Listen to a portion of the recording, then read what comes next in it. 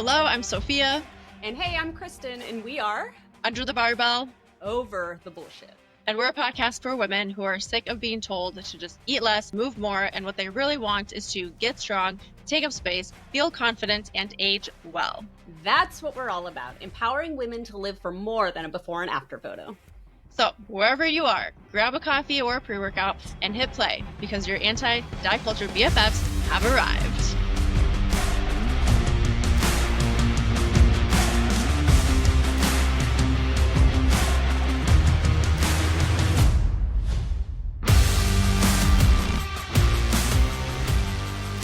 Some other random thought, just for an episode idea. I feel like it might be a good idea to talk about ADHD. Every time I post about it, I get at least 2 to 3 DMs from people asking, like, what's your experience? How did you know? Like, how did you get diagnosed? Like, all those types of, like, basic questions. And I'm just like, okay. And it's like, I feel like it's becoming, like, even on my feed, and maybe it's just because I post about it that it comes up on my algorithm, but like more and more I'm seeing, like, especially like women who are undiagnosed, like, why were we undiagnosed as kids when boys were? And then why is it that now, like, as we're all getting into like our 30s, 40s, 50s, like, why suddenly is everyone getting, whatever. So people are like curious about it, and people are really interested. I think they're wondering, like, is that me? You know what I mean? And I'm like, I feel like every time I get one of these DMs, it would be fucking rad to just be like, here, listen to this episode, Oh, yes. Yeah. Where did you go for vacation? Went or 4th of July? Lake Havasu in Arizona. Ooh. And it was fucking hot. Like, I mean, it was awesome. It was great. But it was like over 100. I tan really easily. Like, I don't burn super often. And when I do, it just like turns to tan. But my lips, like, I don't know if you can see, but they're like, it's like cracked. Yeah, and I keep putting stuff on it, and my lips like blew up. It looked like I had like a like a lip injection. Like, my lips were like, especially the bottom one was like really big. I was like, ooh, I kind of like this. Hey. Oh my gosh. But I'm like so ready for back to like working out and eating healthy and stuff, because we just be normal, drink yeah. literally every day, and we were on the yeah. road every day, which was nice. But like, yeah, had drinks when we like kind of, we didn't have normal meals. Like, we had bags of chips, and then we would go to like a bar that was on the lake, and I would get like a cheeseburger and fries, and I was just like not super healthy. Yeah. But so I'm just ready for get back to normal. When we went to Florida, like, it's been weeks now, and I just eat what the fuck ever when we're on vacation. Yeah. And even when we got back, I like had a really hard time like getting back to eating well. Like, mainly it was like, I guess, like, honestly, laziness a little bit. I was like, I just don't want to meal prep. I don't want like whatever, I'll just eat, and I'm like feeling it so bad. But then to make, whatever, I have to get a colonoscopy on Thursday. And so since last Thursday, I've been having to eat low fiber. So I'm like hardly eating any fruits, any vegetables. And like, I just feel so like trash. You know what I mean? Yeah. And it didn't help that for like 2 or 3 weeks leading up to today, I have been not eating good, just out of my own laziness, And so I'm like, okay, Friday, we're not fucking around. Like, Friday, I'm getting my shit together. I'm not wait to eat a big ass salad or something on Friday, and like just something that like is actually nourishing to my body. Besides, like, and I normally drink a smoothie every morning that has like mixed berries and bananas, like all kinds of shit. It has like 10 grams of fiber in it, so I can't drink it. I'm drinking these stupid fucking yogurt things, which just because I'm like, I still need protein, because I normally put protein powder in my smoothie. So I'm like drinking these things, but like, it's just, it's not that filling. It's like this, whereas my smoothie is 24 ounces, Yeah. When we came back, I was like, my body is ready for a big ass salad, and like, I just, fruits, vegetables, protein, like just water, a lot of water. Yeah. Yeah, I bet, especially with how hot it was there. Yeah. What did you do for the fourth? Not really a lot. We don't do much really. We pretty much Yeah. just stay here. And Yeah. I'm very like I'm a little paranoid about like driving on holidays like that because like, there's just so many stupid drunk people out on the roads and whatever. So I don't Oh yeah. really like going much anywhere unless it's somewhere close, like to a friend's house or something that lives nearby.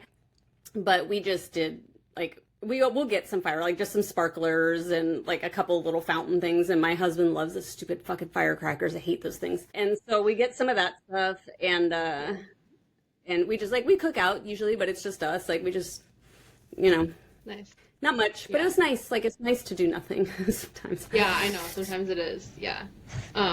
When we So, came back, I think that yesterday was a travel day for a lot of people after the fourth, because mm, unless it's just the airport, but I've never stood in line that long at the baggage claim. We were in there oh for an hour no, minimum.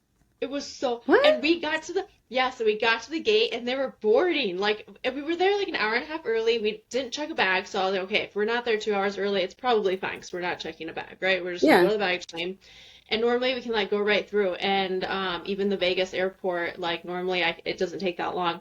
But when we got there, it was a long line as it was, and yeah, we were there for like an hour. Luckily, from dropping our rental car off, we got an Uber instead of waiting for the shuttle because that was a long line too. Like yeah, so got to our gate and had to board. It's like oh my that's God, crazy. yeah, That's funny. Like we man. went because there Nashville's a big locate like destination thing for Fourth of July, and like we had and have you ever been to Nashville? Yeah, a couple It's times.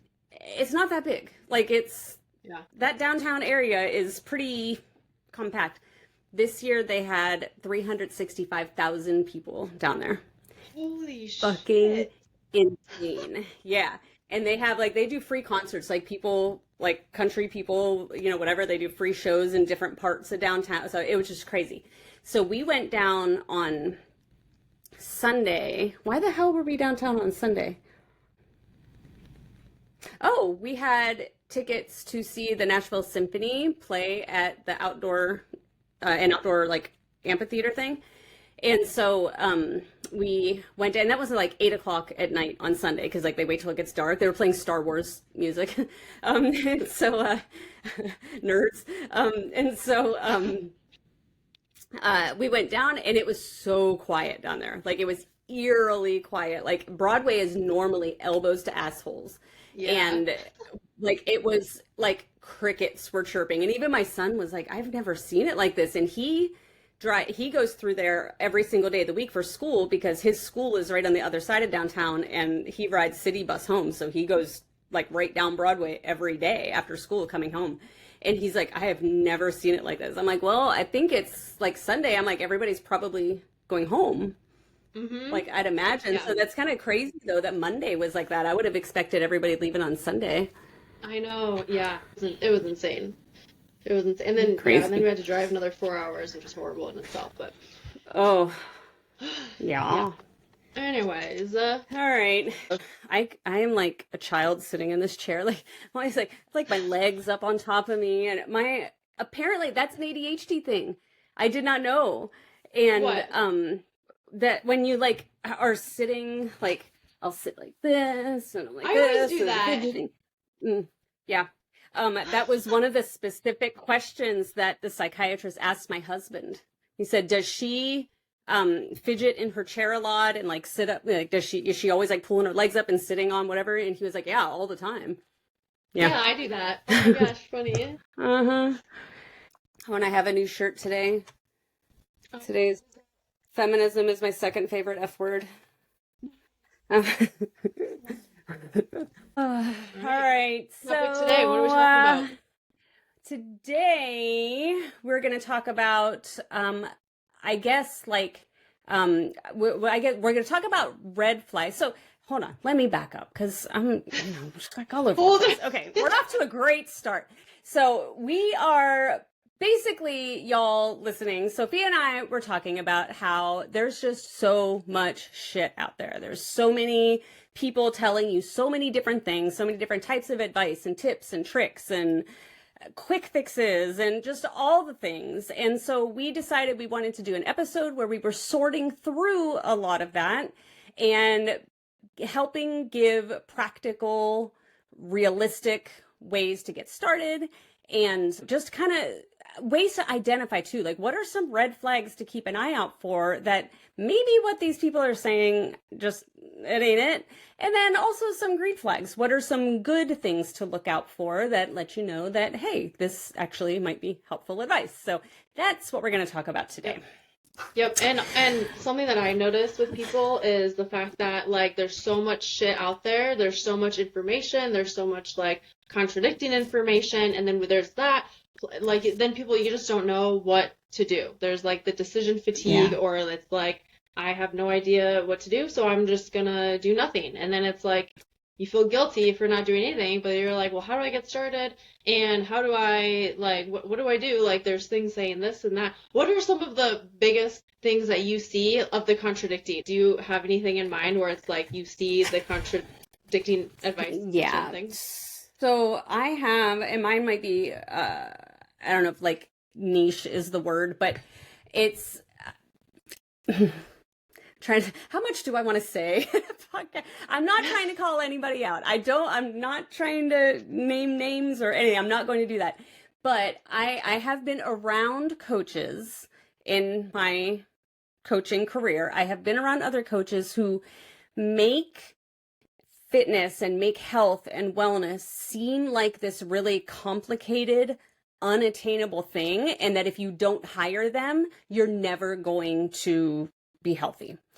And like they like legit, I'm so serious. And this is kind of a little bit, I've seen it on social media a little bit too, but like they would get on people for eating spinach. You shouldn't eat spinach. Spinach has oxalates and it's gonna do da da da. I'm like, are you seriously fucking telling someone not to eat spinach? Because right now, the only thing they might be eating is cheeseburgers. So if they want to have a freaking salad with some spinach in it, what are you doing? Like, right. And they just make it seem like, you know, I'm so smart and I know all of these really like nuancy type things and I can make you healthier. When it's like, seriously, if we can just get people to walk and drink water and eat a vegetable with every meal, that would go light years further than trying to make it complicated and make people feel like this is this unattainable thing. Like, I never knew I shouldn't eat spinach and that it's unhealthy. Like, it just, that's my biggest pet peeve is when coaches try to make it seem unattainable unless you pay them money. Like, I agree. I know. And like, listen, people, it is fitness and what, like, honestly, it is simple. Start telling yourself right now that it's simple because it is. It's not complicated, but the industry makes it complicated. Other people makes it complicated. Diet culture makes it complicated. All of the information like that can make it complicated. But really, it is so simple. And I think like it's like a mindset too. Like I'm all about mindset, you know. But it like start telling yourself that it's simple because it really is. And hopefully after today, you'll be able to. You will simplify it. But you reminded me too of the spinach thing of fruit. I've seen people like influencers and people on Instagram talk about like, don't eat too many bananas because of this. Don't eat too much fruit because it's still sugar and blah, blah. The type of sugar is different. And also, are we really going to be talking about like too much sugar when it literally comes from the earth? It comes from the ground. I know like there's whatever other things that go into that, but that is like the least of our worries. Seriously. Yeah. Like I tell people, like, nobody has ever gotten overweight from eating too many bananas. Right. Yes. Not a thing. I've had a couple of people I think it was when one of my like 21-day challenges that I ran like years ago. But also a friend said the same thing. And the friend who said this was pregnant and her OB told her that she needs to stop eating carrots because there's too much sugar in carrots. And I was like, are you fucking telling someone who's pregnant that really could benefit from the vitamins and nutrients, the fiber, everything else that's in that damn carrot, that she should back off the carrots because of the carbs and the sugar? Like, you're a doctor. Like, what are you doing? Like, the number one thing you should be doing is encouraging people to eat more fruits and vegetables. And are we really going like, It is so ridiculous. And so I feel like my overarching message that I'm going to be repeating through this whole episode is use common sense.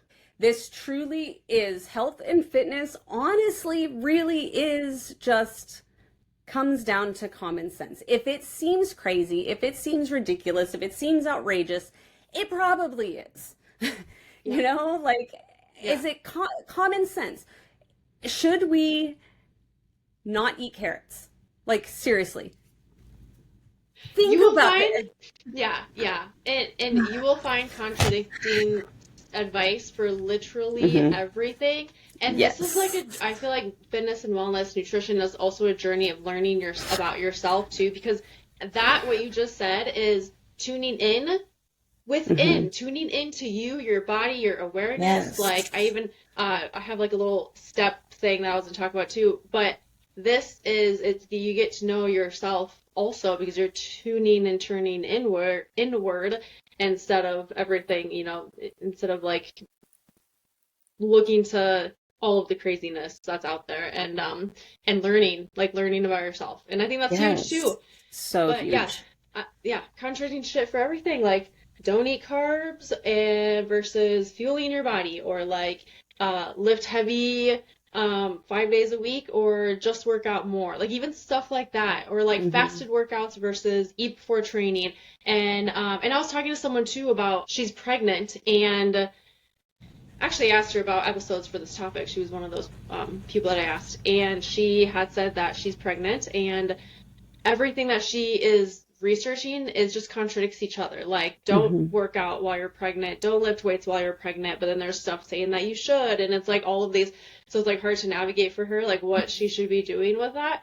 And I think something to keep in mind too is like, there, of course, like the diet culture shit with all of that, but like people just come from different backgrounds or like trainings and certifications and different perspectives on like life and fitness and all of that, different clientele, there's different, they have a secret or they have science back this. And, and like it's all marketing too. So that's what I was going to say.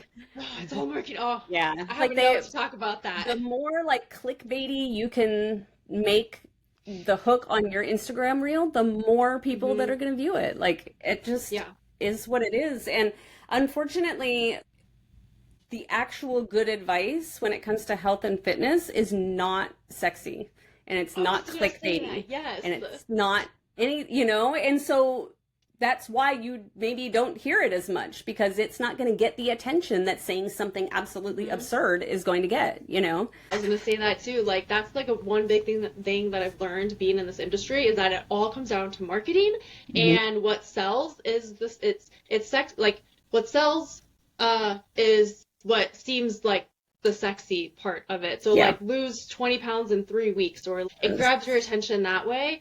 And before and after photos. And I believe that there are people and experts out there that they have intentions and they'll maybe talk about it after you buy in, but like we gotta flip the script when it comes to that. You don't have to market that way. And like we don't post before and after photos, and we're pretty successful, I would say, when it comes to like, our businesses. But it always comes down to marketing, and I think that makes it hard for people too. Which sucks. Like I said, it's simple, but we make it complicated. Right. So what do you think, what would be your, how do I want to ask this question without like opening a huge can of worms? Like, if someone came to you who knows nothing about anything and I want to start getting healthy, Sophia, what do I do? Like, what would be like one, or like the number one thing you say? The first thing you need to do is what? What would you say? Pause and take a little audit right now of like, so there's a couple things I would say. First is just to like pause and stop looking at the outside noise of everything. Side note, I think it's important to make sure that you're following people who like encourage you, who empower you, maybe educate. Does their perspective and the way that they market align with you? So kind of taking an audit even on that. But if you're like, I have no idea what to do, choose one thing. I think you're going to say the same thing. Choose one thing, one area. And I'm going to give I start out my clients this way. We choose one area to focus on. And we always, and I know you talk about this too, we have an add more mentality. So instead of thinking about taking away something, like taking away soda, less sweets, cutting out carbs, like that's all very restrictive, and it trickles into other areas of your life, whether you realize it or not. But what can you add more of? What can you do more of that's going to make you feel the way that you want to feel? And these are the foundations. Like I like to explain that like a house, like we have to lay a solid foundation before we build the floors and the levels. And this is part of that foundation. So choosing one habit to work on, and that's it. And that habit can be having a protein with every meal. Again, add more protein to your day. It can be sleep, it can be recovery, more water, more fruit and vegetables, but like you're just choosing one of these. It can be more balanced meals, just depending on where you're at. It could be sleep routine or morning routine, just starting with one that is the most simple for you to start right now. Something that you know that you can do for the rest of your life. If you know you can do a walk every day for the rest of your life, do that. If you know that you can drink 3 bottles of water every day for the rest of your life, do that. Start with that. Do it for like 2 to 4 weeks or longer if need be.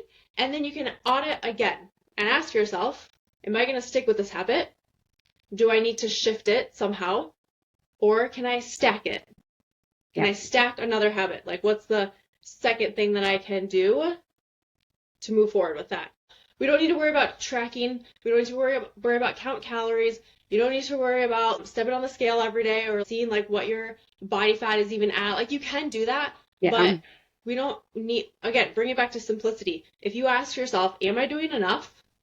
That you're in the right spot, because that means that you're going to do it for a longer period of time.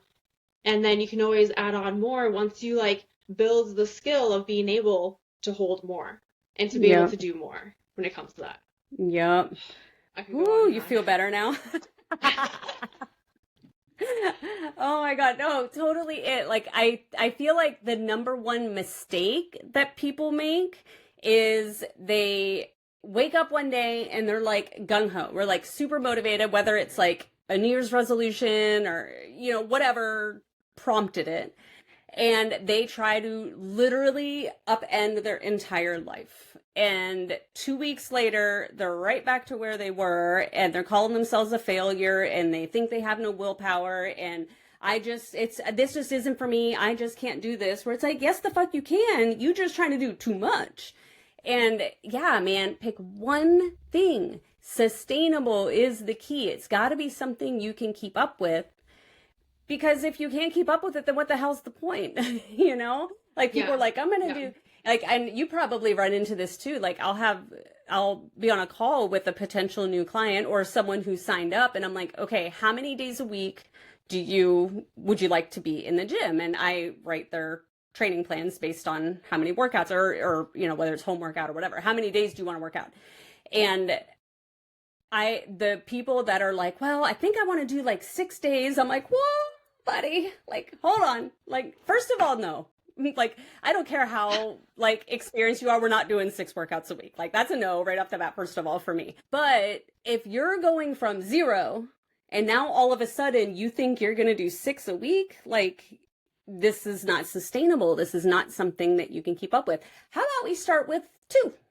Maybe 3. Yeah. Like, how about we start there? Or walks, man. Walking, I will die on this hill that taking walks is the most underrated way to do a million different things, whether it's weight loss, whether it's stress and like mental health benefits, whether it's blood glucose, cholesterol, like all of the like biomet, you know, the numbers that your doctor's giving you from your blood work, all of those things can be improved with walking. Back pain, hip pain, like, man, if we can just get people to walk.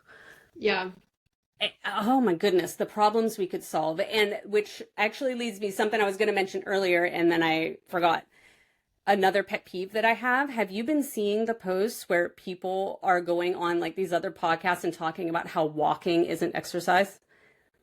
No, I have not seen that. Bro, it makes me want to fight. And it's, you know, it's all these ridiculous people. It's these people, just these clickbaity comments where they're like the one that I actually saw someone else do like a stitch of it. I think it was James Coppola did a stitch of it, and the clip that he showed was like this chick is on a podcast, and it was like she's like, you know, back in the whatever 90s, 80s, whatever, we didn't wear watches and we weren't worried about step counts, and that wasn't part of what we were including as our exercise. So why are we all of a sudden now, just because we can track steps, why are we calling it exercise? I'm like, listen, whether you were tracking your steps or not, if you went for a walk, you were moving your body and you were exercising. Yeah. Like, are you insane? Like, oh my goodness gracious. None at all. Yeah, there's literal research that shows how insanely beneficial walking is, and even maybe not more so than like lifting weights and stuff, but like it's a easy, simple way to get exercise in. If you're not lifting weights yet. Exactly. Barring any injury or whatever, all of us can go take a walk. Like, I have a client right now actually who.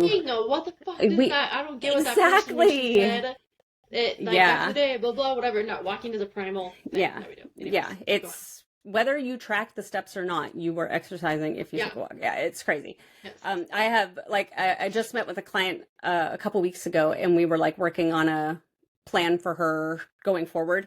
And one of the first things we said, like, you know, she kind of listed out like, these are the things I'm doing. Here's what I want to work on. And I was like, okay, can I get you to take a 10-minute walk after you eat? Like, that's all I want. Just 10 minutes. After you eat, break it up through the day, like 10 minutes, 10 minute, 10 minute. And then if we can just get people to do quick little things like that throughout the day, rather than sitting all day at their desk for 8 hours and then trying to do like 2 hours worth of exercise in the evening or whatever. Like I feel like we could make so much good progress as like society if we could normalize that, and if companies could give room for that too, because I know some people are like, I can't leave my desk or whatever. You know, I feel like if we can get people to just do 5 or 10 minutes of walking around the building, like walk the halls or, you know, whatever, a couple of times a day, plus do some in the evening, man, we could. Exercise snackies. Yes. I love that. Exercise snackies. And you got to make it work with your life. Also, this is also part of the audit. What season of life are you in? How busy are you? How stressed are you? Like, make it work for your lifestyle. She's a teacher, and we were talking. She's like, God, I just can't get 45 minutes to an hour. I can't get to the gym. I can't do this and that. I'm getting kids constantly. And I'm like, okay, listen, that's okay. If you can't go to the gym, can you do 10 squats a couple times a day? She's like, yeah, I can do that. And then, like, you know, maybe it's push-ups or like whatever it is that you choose to do. But then I remember I saw her, I don't know, like maybe a month or so after that, and I asked her about it, and she had been doing it because it works with her lifestyle, and she's able to get some movement in, and she isn't trying to do 45 minutes at a time or 60 minutes at a time. I mean, even 30 minutes can be tough for some people. So it's like, think about your lifestyle. Where are you at in the season of your life, and how can you fit it within that? And that goes for nutrition too. Like, you don't have to meal prep every single meal every single day of the week. I think a big thing with this that I want to make note of is experiment. I always tell my peeps, like, experimentation is key. If you like, let's say you just meal prep your lunches. Well, if you find that that's not working, cool. You learn that it's not working. Like, how can we shift that? Maybe you're just you're gonna food bulk, like a protein, a carb, a vegetable, like whatever, and that's it. You know, so experimenting with the movement, the exercise, the habits, the one habit that you're gonna try and do, experiment with it. And it's okay if it doesn't work. Because now you know that it doesn't work, and then you can shift and change to find what works for you. And I remember when I was meal prepping, I used to meal prep like all of my meals, but my lifestyle allowed for that. And I remember one time realizing, like, that's not working anymore. Like, I don't like it. I don't enjoy it. My lifestyle does not allow me to be able to do that. And so I shifted into bulking, just like cooking food items. And so that worked a lot better for me, you know? So experimentation. Yeah, and I think on that same vein, I think women in particular are super susceptible to this, but it's probably just humans as a whole. keeping in mind that something is better than nothing. All too Hmm. often you see people like, oh, well, I only have 15 minutes and my workouts normally take me 30, so I'm just not going to do it. Like, no, bro, you got 15 minutes. Like, do something for 15 minutes. Something is better Hmm. than nothing. If you don't have time to prep all of your meals, but you can, like you said, what we tend to find more successful. So I tend to prep my lunches just because I find that easier. But the rest of our Same. stuff, we bulk. So like we just do shit tons of protein, and then, we'll have some veggies on hand, some whatever that we can just throw in, and that works better for us. So it's like if you can't or don't want to truly prep all of your meals, then just have a bunch of protein on hand and do that. Like something is Yeah. always better than nothing. Yeah. It's that all or nothing mentality really seems to get people, and they think like, I don't have time. I'm like, listen, I, this was what makes me crazy. The I don't have time thing. Making a chicken breast and some quinoa and a vegetable takes just as long as making the bacon cheeseburger.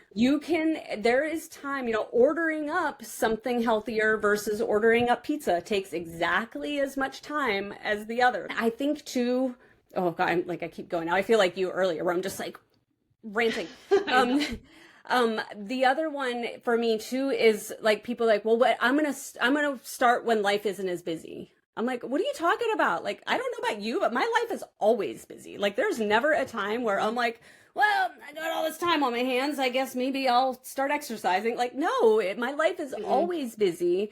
So starting when life is busy, honestly, is probably the best time to start It because you can is. do the things that fit. And so when life isn't as busy, then you can just expand on. That's when you can start stacking the habits and we always in my group we talk about stacking wins. So like you start with Yeah. like this baseline, whatever you are able to do while you're busy, whether it's a 15-minute workout, whether it's whatever. And like you said with the teacher, like I used to be a teacher. Awesome thing. Any teachers out there that are listening, one of the best things that I implemented in my later years of teaching before I quit was get the kids to do it with you. So it's like, okay, we've all been sitting for way too long. Everybody stand up, 10 squats. Here we go. And that's like the Nice. best way Yes. to Oh my get God. it in throughout your day. And the kids love it and it gets their oxygen flowing. They sit down and they're back and more attentive because they're also not sitting for an entire straight hour or whatever it might be. It's like I'll have them do jumping Yeah. jacks. We'll do some stretches. And then it gets fun when the kids want to start leading it too. I guess it depends on the age. But like the kids will be like, can I lead our stretch? I'm like, yeah, man, have at it. And so then we all do whatever that kid wants to do. And it's like so easy. And now I've just gotten all these little bites of movement in throughout my day. So have the kids. And now we're back to work again. Like it's just, anyway, Hmm. side rant. But Yeah. but yeah, Yeah. Yeah. man, Yeah. you do those little things, whatever you can fit in with your busy lifestyle, whether maybe it is only a 5 or 10 minute walk instead of a 30 or a 60-minute walk. Maybe it is just, you can only focus on one meal a day or just your snacks or whatever it might be to make healthy choices, to get in good protein, get in good fiber. And then when you're not as busy, that shit is solid because you have been doing it even when you're busy. Now stack another win on top of that and find that Hmm. success. Like success breeds success. So when you can do these little things and feel like, holy shit, yes, I can, and you're not constantly defeating yourself because you're trying to do too much at once, that I feel like is like that's when it clicks. Like that's when the change happens, when they start going, oh hell, I can do this. Like, Hmm. hold on. Like, and that's when they start to become unstoppable because they're like, hell yeah, like I did this, I can, here we go. But Yeah. it's got to And start also with the like, little things. yes, small, small, small things. And so when we're talking about the busy, like being busy with life and stuff, what it also teaches us the skill of like navigating when life is Yeah. like extra busy than normal, and then helping you to navigate that because again, yeah, there's gonna be seasons of your life where you're gonna be even busier. And so like being able to learn that skill of navigating that is going to help you in the future when you're not busy and then also when you're busier again because you're getting mentally and emotionally stronger and you're learning ways to navigate it throughout all of that. And so yeah, starting when you're busy is honestly probably the best time Hmm. to start. It really is. Agreed. Yeah. Agreed. I feel we need to make content on that because that is, I feel that's huge because I hear it from people all the time. When I'm not as busy, maybe when the kids, when my kid goes to kindergarten or when my, why? What are we waiting for? Like your health ain't waiting. So what are you waiting for? Nope. Like fidgeting in my chair. And another analogy that I want to talk about because I feel like, well, I hope this will hit home for someone, but if you're someone who likes to hike, you like to hike mountains, like I'm a hiker. I love to go out hiking in nature. I like to climb shit. But when I'm going on a hike, for example, we were in Yosemite and I remember the switchbacks were fucking insane, just like so long, but the incline was, oh my God, it was so hard. And I remember thinking like, I'm just taking small steps, like super. If you're hiking and you're doing that, you're not taking these ginormous long steps. You're not trying to rush it unless you're trying to run up the mountain for a time or something. No, you're taking small steps. You're taking breaks when you need to. You're adjusting how you're walking. Maybe you're taking some water here and there. You're learning and doing what is working for you when you're hiking.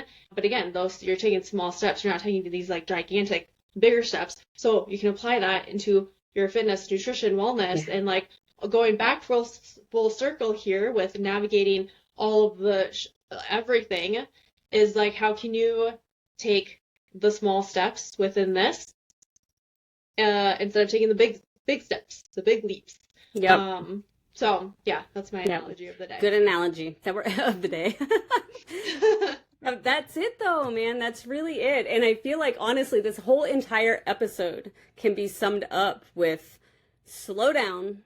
Like you said, take an audit. Look at what am I already doing? What are some things that I would like to do better?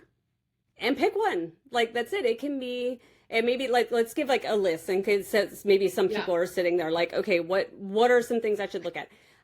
For me, I think steps are one. Like I said, just go take a walk.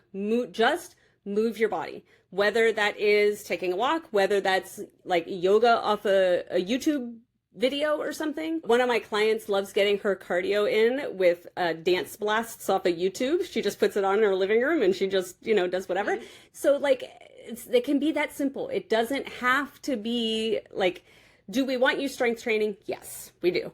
Do you have to start there? Not necessarily. We can build up to it.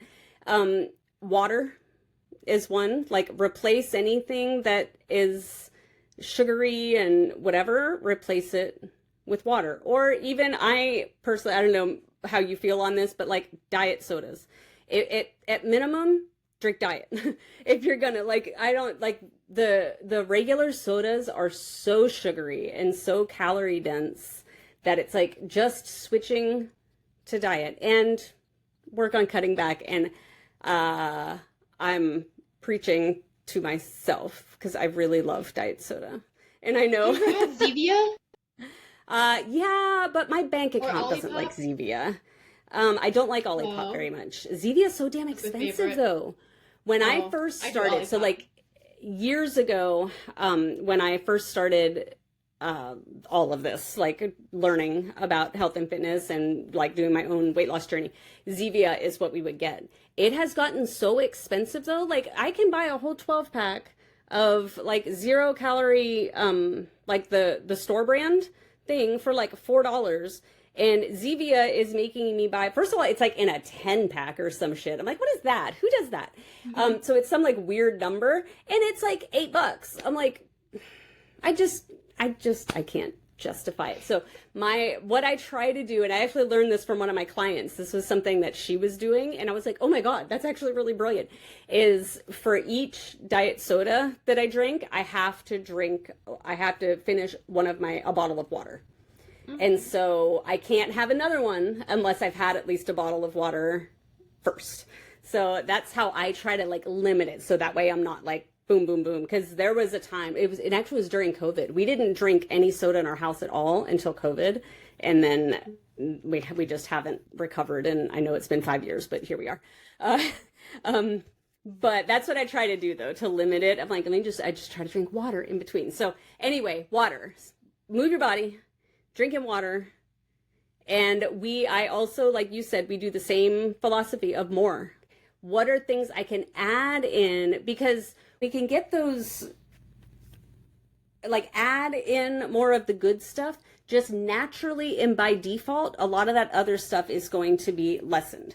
And I don't think anybody's ever going to hear either one of us say, don't eat the cake, don't eat the pizza. Like, we're never going to tell you what you have to, like, not eat or cut out. But I think that if you can work on increasing your protein, like a palm size amount of protein, like thickness and all the way around, is about 20 to 30 grams of protein, depending on the size of the hand. You don't have to necessarily weigh and measure it. You can use your palms, like a palm size of protein, a cup of carbs, like rice, quinoa, whatever, a fist of fruits and veggies. You can eyeball it enough. And so what can I add? I can add in more palms of protein to my day. I can add in more fists of fruits and veggies to my day, more of whatever. That shit's going to cut cravings so much faster than beating yourself up about, like, I really want to eat that cake, like, and then why don't I have any willpower? Oh, I'm being bad today, as they put, like, cookies on their tray. So rather than beating yourself up over being bad, just think about, what can I add? What can I add in? What can I do more of that is going to better serve my body, better serve my life, better serve the season of life, like you said. And that is by default going to limit some of the other things. And I'm never going to say don't eat the cookie, but maybe you won't crave the whole pack of cookies. You can just have a couple and feel good about that. Yeah. Like, going back to when that person said, or when someone says, I'm being bad today, would you say that to someone else? Like, if someone else, your friend, was going up to get a cookie, you would never be like, oh, you're being so bad today. Could you imagine? Being so bad today. No. Listen, somebody says that to me, I'm out. Like, no. Yeah, you're right. Yeah. Like, if you wouldn't say it to a friend or another person, why would you say it to yourself? Yeah, I think I don't know why people do that. Maybe just because we're taught, like, okay, there's good foods and there's bad foods. But, yeah, that's maybe a different episode topic. Language around food and stuff. Yeah. That's different too. But, yeah. And I think one thing, too, like, so going off of, because we were talking about, like, the, protein, fruit, vegetables, water, things like that. Once you figure out you find one habit you want to work on, then write down the how. So I used to have my clients, like, when we would do like assessments and stuff when I worked at a gym. Every 8 weeks we did an assessment, we did a movement, a workout, whatever. And then I would have them choose one habit from a list. Like, so if you're listening, write these habits down, or maybe I can put them in the show notes, but write these habits down and then choose the one that you want to work on. And then, okay, how am I going to drink more water? How am I going to incorporate more fruit and vegetables? How am I going to do X, Y, Z? Because now we're going to start to bring in the action of it.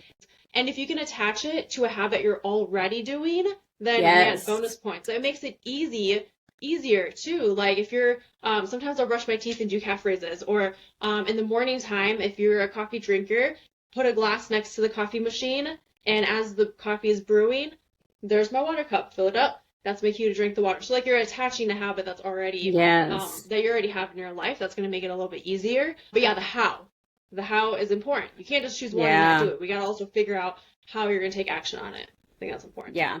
I think that's honestly a big missing piece. I think a lot of people are like, I'm gonna, whatever. I'm going to drink 80 ounces of water today. I'm like, okay, cool. How, first of all, how are you going to know that it's 80 ounces of water? Like, do you have water bottles? Like, do you know whatever? How many times do you have to refill it? And then I like to have them do, like, times of day. So, like, okay, so let's say you start your work day at 8 a.m. Okay, by 10 a.m., how much water do you want to have down? All right, now by noon, by 2, by 4, or like even break it up. By lunchtime, you want to have, if 80 is the goal, maybe you want to make sure you've had at least 30 by lunchtime. And then another 30 by dinner. And then now you just have 20 more ounces to sip on for the rest of the night until you go to bed, or something like that. But yeah, I totally agree. Like, being super specific about not just drink more water, like, okay, cool. But how do you know? And how are you going to do it? Like, it has to be something measurable. One of the things, I think this is like actually a corporate thing, so you may be familiar, but it was a teacher thing. It was something we used in schools, but they're called SMART goals. Are you familiar with SMART goals? Oh, yeah. So, oh, yeah. Yeah. And so like that's it. Like create your SMART goals. So anyone who doesn't know, like it's an acronym. So S is for Specific. specific, measurable. What's the A? Is it Specific, attainable? measurable. Attainable is what I wanted to say, but I was second guessing. Um, yeah, and so like anyway, we'll look at maybe we can put that in the show notes too. But it's like making sure your goal, like be specific, not just drink more water. Specifically, exactly. And I think the key, circling back to what you said from the very beginning, before you decide how much water is your goal, you have to know how much water you're drinking now. Yes, I was So gonna say that. yes, like you have to know if you're only drinking 20 ounces of water a day, which some people really are, that's not even an exaggeration, then going from 20 to 80 or 20 to 100 is Too much. insane. Absolutely Yeah. insane. You're doing too much. So back it up. If you're only at 20 now, maybe make it 40. Maybe for the next 2 weeks, Or even focus on 30. trying to get 30 or 40. Yeah, totally. Small little bite-sized pieces, and you build up. Again, that's where the stacking the wins comes in.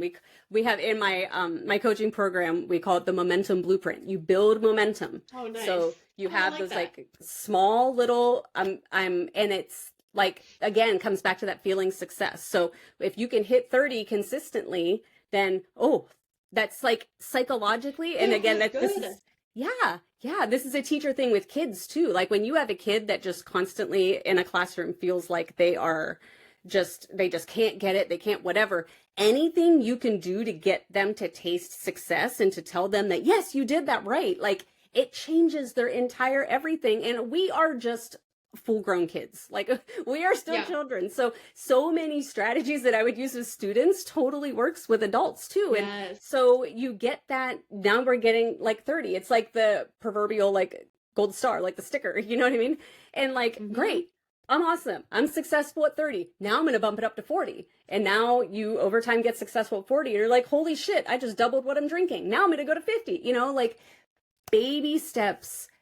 Give yourself the opportunity to feel success, and you're unstoppable at that point. Yes. Oh, I like you said, give yourself the opportunity of success. And I mean, that can be applied with like workouts too. Because like when you said, when we were talking about the goal of workouts, I would do the same thing. If someone told me, 5-6 days a week, I'd be like, okay, I love that you're excited and you like, I'm not saying that you can't do it. I'm excited that you want to do that. If we're going to get to that point, but let's maybe like step it back a little bit. And yeah, small steps. We're doing nothing now. Maybe it's 1 or 2 days a week, or maybe it's like a little bit every day or whatever it is. Because then most of the time, I would say no, all the time, 100% of the time, when someone had the goal of 5 days a week, they never hit 5 days a week, not in the beginning at least. And then they feel discouraged, they feel down, they feel behind. So then they wait till Monday, or that like they don't do anything, they don't continue that. So if you say 1 or 2 days a week, damn, hell yeah, I got that done. I'm gonna do a third day. Then it's like, oh my God, I feel like I surpassed my goal. And so it's giving yourself the opportunity to have the success and feel it and see it. Is important too. So love it. Red flags. I feel like we those? could go on forever. I know. So for red flags, I when I was thinking about red flags, I was thinking about it from a perspective of like, especially from like a social media perspective, like who are you following people who are in line with your values, with your goals, with your everything? Like, and I think some of these influencers that'll have like hundreds of thousands or if not millions of followers are like, sometimes I look at their accounts and I'm like, why are people following this person? Like either they like talk down to people, which really kills me. Like that just, but it's like, I think an important thing to remember is that social media influencers literally can be anybody. That doesn't mean that they have any kind of education, certification, any kind of anything to give them the, not privilege, but to give them the right to be speaking on some of these topics. Like, in other words, they might have no idea what the hell they're talking about, but they have a bajillion followers, so people assume that they're legit. And so what are some things that you can look for in the content of the people that you follow that might make you go, I don't know if this person is for me. So that's kind of how I was thinking about it.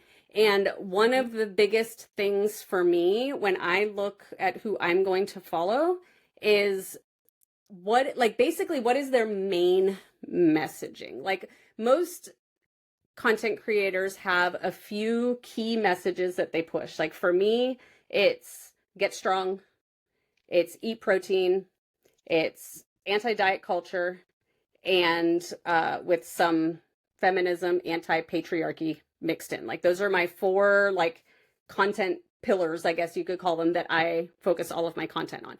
So when you look at someone's account and you look at what is it that they're talking about, if the vast majority, if not all of what they're talking about is weight loss or how to get smaller, or if they're using what I personally feel like are kind of derogatory words around weight loss. Like I cannot freaking stand seeing people use the word fupa to talk about like the stomach thing, or bingo wings. If they're using what I feel like are derogatory words to describe a woman's body, that is an instant unfollow or don't follow for me. Like if it's nothing but get small, shrink, lose weight, and then mixed in with those like what I feel like are just rude things to say to somebody. I mean, those are huge red flags to me. I'm like, no, this is not a person I want on my feed at all.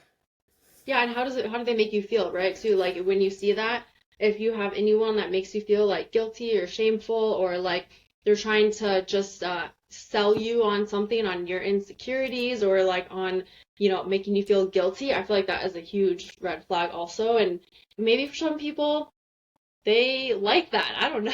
But like if it makes you feel a certain way and it doesn't make you feel good, then consider, unfollowing them and not following people that are like that. And then the less you'll engage with them, because I mean, when you look at things, even if you don't like it, you're going to get more of that because you are constantly watching that stuff.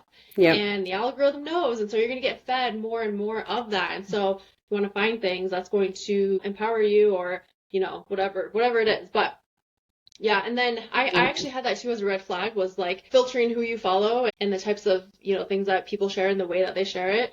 And then also the marketing. That was another big one too, was the marketing of like one size fits all, a one size fits all program, or like quick fixes and extreme restrictions. Yeah. Because as humans, like it's just like with short attention spans, we've been taught that that's what we want and need, is like something that's going to be a quick fix. It's going to be easy. And like we've been saying, like it's simple. It's not gonna be easy by any means, but like I would say that's a huge red flag, is like when you see these things, and it goes back to marketing, unfortunately, like lose this much weight in 3 weeks, or body fat, or whatever. But then also people who talk about the one size fits all programming, and they don't talk about, or they don't ask you if you're talking to someone about maybe, you're gonna be working with them or whatever.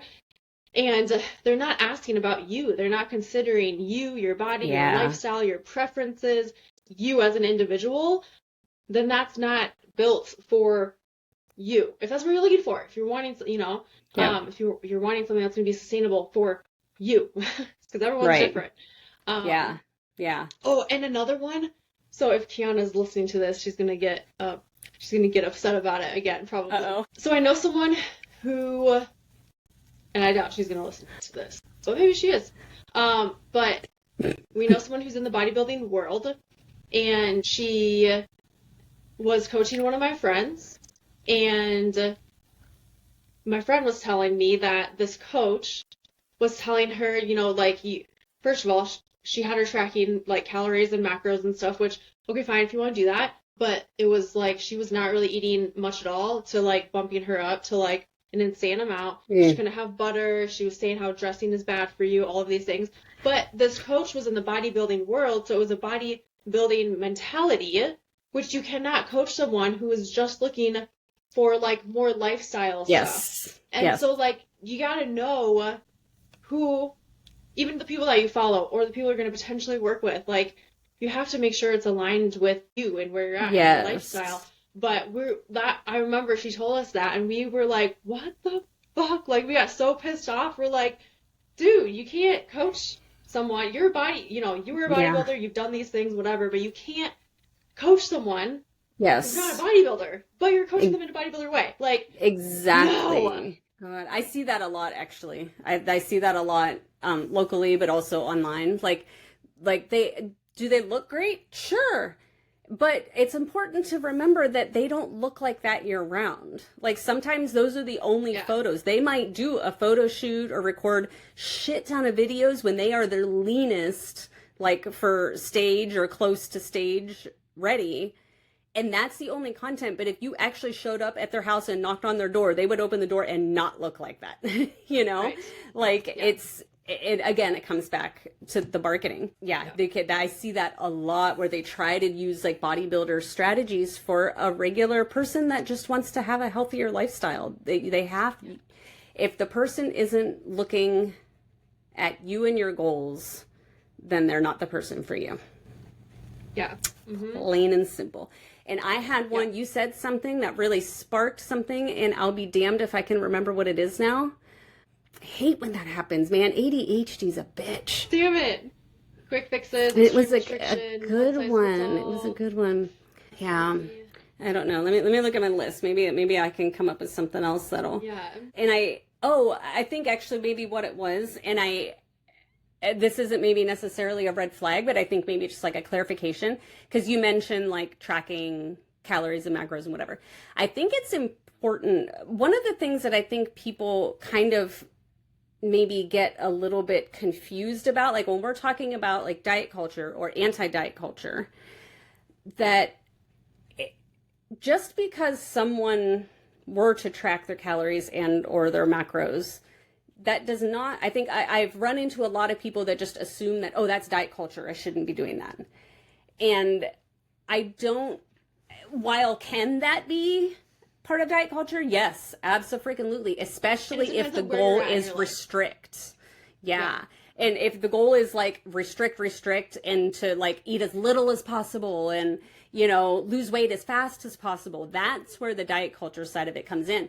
And I have a lot of my clients, and the majority of my clients really don't come to me for weight loss. They come to me for strength. And we still will track macros, specifically protein, because if we're looking to get stronger and build muscle, we've got to make sure we're eating enough protein, and then carbs play into that as well. So we do look at macros, but we're looking at our macros from a perspective of growth and gaining and building these solid, really good habits. So I just kind of wanted to clarify, because I've run into a couple of people. In fact, like not too long ago, I changed my Instagram name. It used to be Math and Macros, and now it's just Chris Petroni Fit. But one of the reasons actually I changed it was because I was running into a lot of people who were confused about my anti-diet culture messaging with my name having macros in it. And they were thinking macros and whatever is diet culture, but I had this message that's anti-diet culture, and it just wasn't aligning, and it was a little bit confusing. And I was like, hold up, is tracking your macros diet culture? I personally feel like it's all in how you do it, and your purpose for doing it. But it just really made me reflect a little bit. I don't know. Do you have thoughts on that?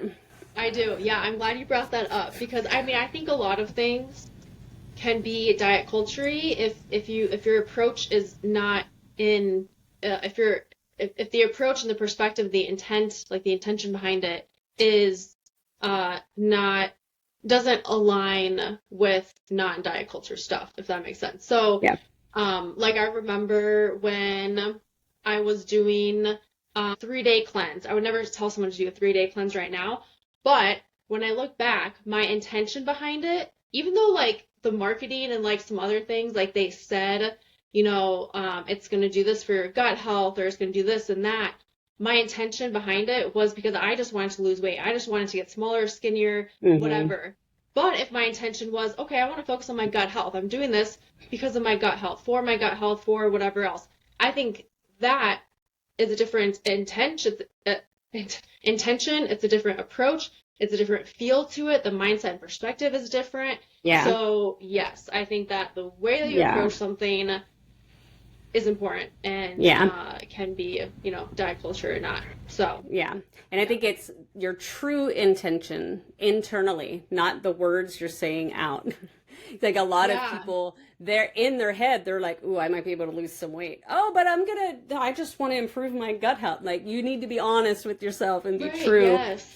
And I think it's important to note too that even within the context of diet culture and whatever else, that it's okay if you want to make choices to improve your health. And by improving your health, means losing weight.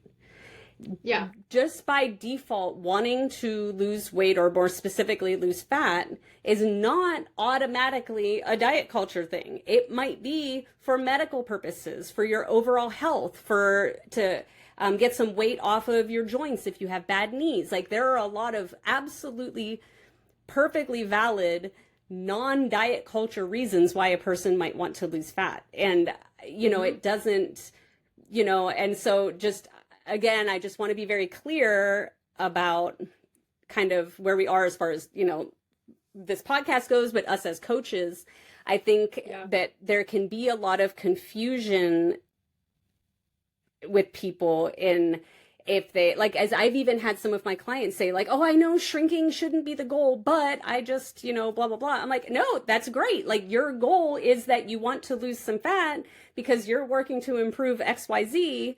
That's awesome. That doesn't go again. I think it's just like, there's this fine line between, we talked about in a previous episode, like the skinny talk stuff. And like, there's this fine line between unhealthy ways of going about that and unsustainable and unrealistic and ways that could be considered disordered. And then there are the ways that are science-backed and perfectly valid, healthy ways. And that's all the stuff we've been talking about in this episode. Move your body more, drink more water, eat more protein, eat more fiber. Like, that's not diet culture, even if your goal is to lose fat. Yeah. Yeah. I'm so glad and we could also apply this to our tagline, the before and after photo. Yes. Because it can be diet culture, but also it can, it can be, but also it isn't. Like, if someone so Kiana, for example, she has no tie, and me too, I guess, but not anymore. But I'm talking when I met her, I guess. But no tie to the scale. If you have no feelings behind the number, if you have no feelings behind the way, like, your body looks, like, meaning when you see the picture, you don't talk down on it's just data. All it is progress. It's data. It's trying to, like, see where you're at. And if you're taking a before and after just for the progress of it and to kind of see where you're at, like, that's totally fine. That's not diet culture. Yes. But if in your head, it where it can turn into that is you're just constantly comparing one body to the next and you're talking down on it, on whichever it is, so it's like, the same thing is true as the before and after from, like, what we were just talking about. Yeah, totally. I weigh myself. I mentioned this actually, I think, in a previous episode, but I weigh myself almost every day. It just kind of depends. But most days, like, that's I get up, I go to the bathroom, I weigh myself. And partly it's because I compete in powerlifting and I have to make sure that the choices that I'm making for myself are keeping me within my weight class for powerlifting. But also I am a data nerd. I love data. I love graphs and charts. And, like, I was a math teacher, like, that's just what I do. And so and honestly, like, I like to use it because I think it's really interesting how the scale fluctuations actually happen. So, like, for example, if I get on the scale today and it's up 1.5 pounds from yesterday, I know I did not gain 1.5 pounds of fat. I don't care. Like, that number has no bearing on how I feel about myself for the rest of the day, but I like to look at it and go, ooh, okay, wait. So what did I eat yesterday? Did I eat a lot of salt today? Like, I use it to look back at my habits and be like, why did that happen? Like, what are the things that are, like, physiological, like, from a science perspective, what are the things that are causing that to happen? Like, oh, I actually had a really hard deadlift workout yesterday. I'm holding water. Cool. Like, and it's just, I just like to learn about how my body responds to different things. And so I weigh myself. Plus, like I said, I need to stay in my weight class. But yeah, it's all comes back to the intent, could it seem very diet culture-y that I get on my scale every day? It might, but I'm not getting on the scale every day and celebrating loss. Like, in fact, sometimes it's the opposite. It's like, I actually want to build muscle. And so if I want to build muscle, the scale is going to go up. I kind of want to see the scale going up at least a little bit at that point, because I want, that's the point, you know, and it just all comes back to the intention of it all. Yeah, And are you doing it from a good place, from a healthy perspective? Yes, from a healthy place too, like internally. I think it's a beautiful thing when, because this happens to me, it is such a beautiful thing when the scale, a before and after photo, like all of those things, just turns into data and like curiosity versus like you have detached from the emotional side of it, of like you're attaching it to your worth, or like you're just constantly comparing your body, or you just want to be, you know, skinnier, smaller, whatever. But I love seeing that in people. I have a client I can think of right now where when we started, she was just tied to the number on the scale. She just wanted to be skinnier, smaller. She wanted people to comment on like weight loss, body. But now we're in a place where it's like, it's just data, whatever. And when people comment on the shape of her body or the fact that she's lost weight, she says thank you, but she's like, hold on. I'm more than that. I have gained so much muscle. I have gotten stronger. I'm able to do this, that, whatever. Yeah, so like I'm like, it's just a beautiful thing. Yes, when that shift happens. The best. That is the best, man. And God, I love that. Yeah, I am more than just the way I look. And it's totally okay to not want to change the way you look too. Like, I think like just feminism from a broad standpoint or perspective is literally about choice.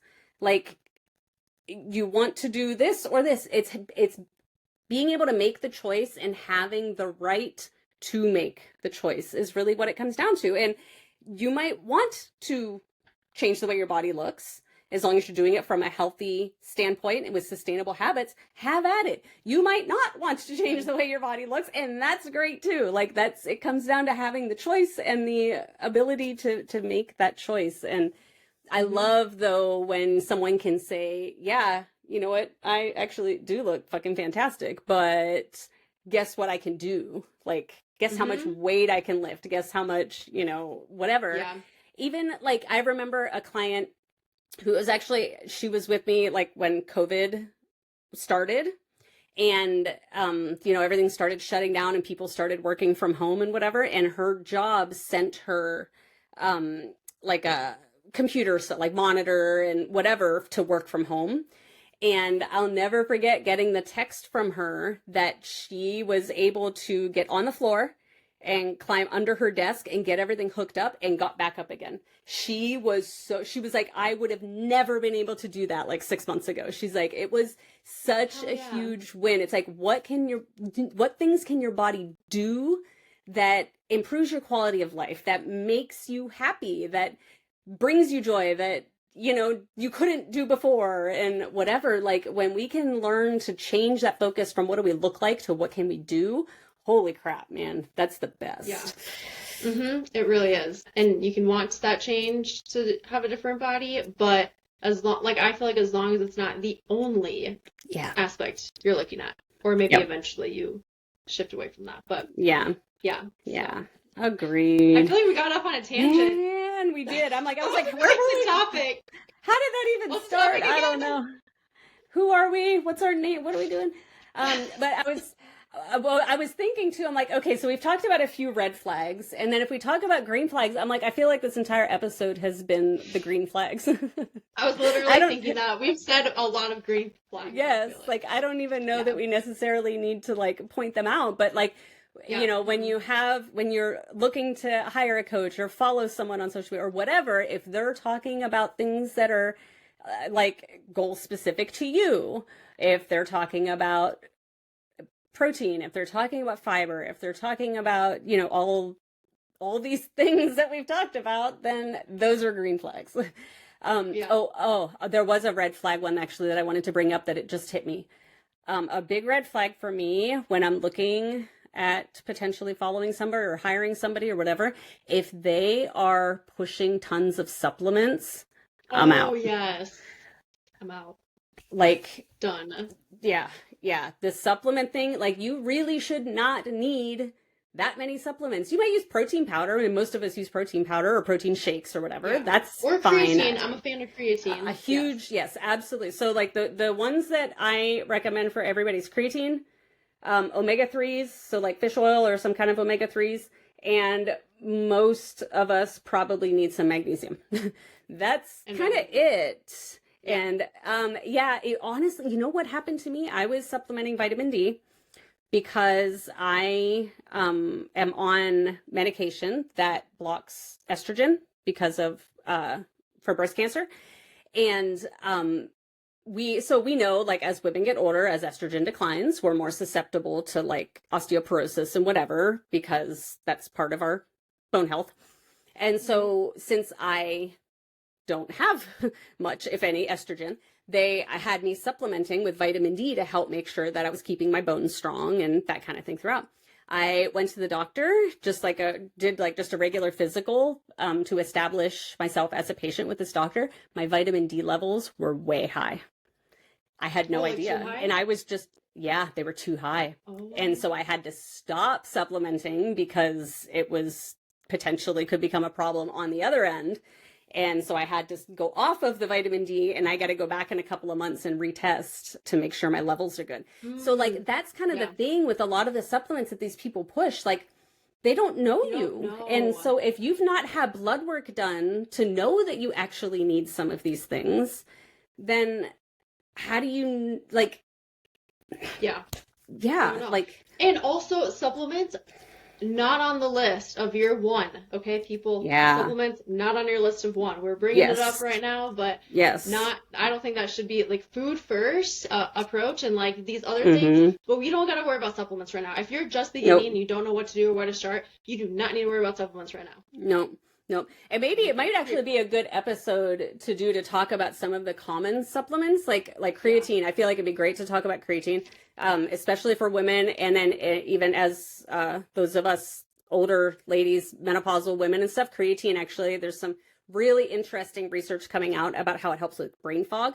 But there's another study that came out recently. You might have seen it, where it was like super high doses of creatine, but how it was improving Alzheimer's patients. Yes. And isn't that cool? So I think that would be a cool episode. But I also think within that, I would like to talk about like pre-workout. I get a lot of questions about people like, what is pre-workout? Do I need pre-workout? You know, whatever. So like some of these things that maybe aren't necessarily vitamins as supplements, but they're things that get pushed a lot. And do you need it? Do you want it? Should you try it? I think that might be a good episode. That's yes. We should add that in the list, the rotation. Yeah. I love it. Yeah. Okay. So I don't know. With that said, that was like a whole tangent that had nothing to do with red and green flags, but coming soon, an episode on supplements. But with that said, if anyone who is listening, if you have requests on topics that you would like us to cover, or things that you're curious about, be sure to reach out to us. And you can reach us at our email is for everything, actually, all our socials and our email. It's ubobpod, UBOB under barbell over bullshit, ubobpod, ubobpod at gmail.com.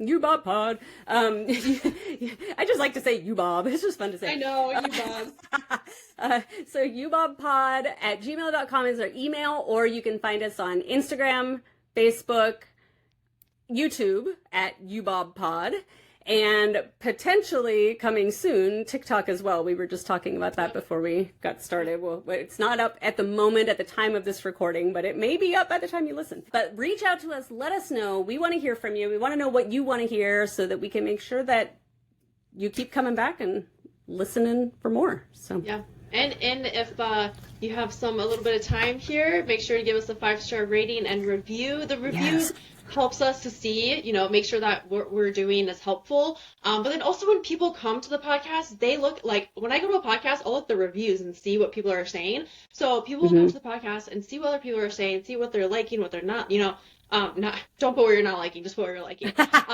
Email us. If there's something you don't like, email us privately and tell us.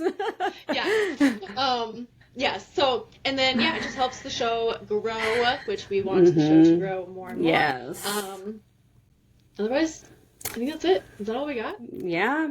Yeah. I think that's about it. So follow us on the socials. We want to hear from you. We want to interact with you. We want to know who's out there listening to all of our shit. And we want to know if you're over the bullshit too. Yeah, man. If you're with us, and share us with a friend. Send if this episode was like struck a chord with you, share us with a friend. Get more friends on. We need, like, you know what we need, Sophia, is we need like a name. We need a name for our listeners. Like, you know how, like, you ever see like different podcasts like they call them. So we need a name. Bobbers? So bring you bobbers.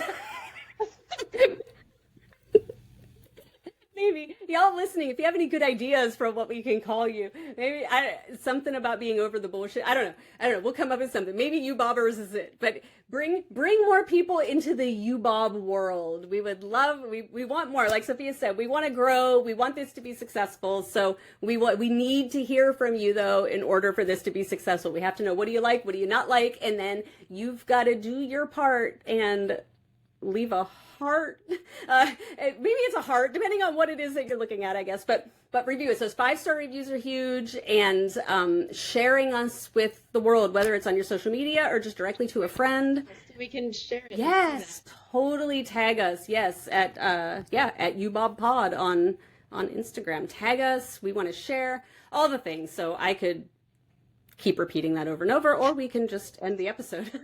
Oh God. It's getting close. What time is it? It's getting close to my afternoon dose here, if you can tell. So, all right, y'all. We love you. Thank you for listening. And see you next time.